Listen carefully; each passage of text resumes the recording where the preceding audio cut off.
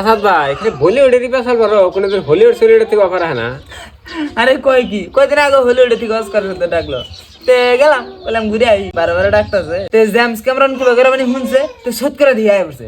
কয় সার আনে আনা তিন না ছোট মোটো সোদা আন না, এখন তো কি করবো না করবো ধাক্কা দিতে পাঠাই দিল থর আর খ্রিস্টোফার নোলান এক চা বিস্কুটের ব্যবস্থা করবার। তে কতক্ষণ তো অটোগ্রাফ দিলাম, তে ক্যামেরন ডাক দিয়ে নিয়ে গেল কয় স্যার আহেন একটু দরকার আছে নিয়া কয় স্যার আনের তো অবতার টুর নিগা রিকোয়েস্ট পাঠাইছিলাম, তে আন্নে তো তার কোনো সারাই দেন নাই। যাই হোক অবতার থ্রি নিগা সবকিছু রেডি করছি, তে আনের লিড রোলে থাকা লাগবো, দয়া করে এই প্রস্তাবটা আনে না করেন। তোমরা দেখি খ্রিস্টোফার নোলান না খেয়ে আসতেছে না, কয় আসাদ স্যার খালি ক্যামেরনের কথা হনে। আসাদ স্যার দিয়ে আমি 1 বছর ধরে ইন্টারস্টেলার 2 বানাবা যেতেছি, স্যার হেনে নাক কায় না আর আজকে আমার দিয়ে স্যার চা না, তোমরা দিয়ে আবার রবার্ট ডুনি জুনিয়র হেরা কামের বগলে ফুসফুস হইতে কয় স্যার আমি কিন্তু অ্যাভেঞ্জার্স ডেথ ভিলেনের রোল করতেছি, আমার বিপরীতে তো কোনো হিরো দেখতেছি না, এক আনের স্যার আনের কিন্তু হিরো রোলটা করে দেন লাগবো।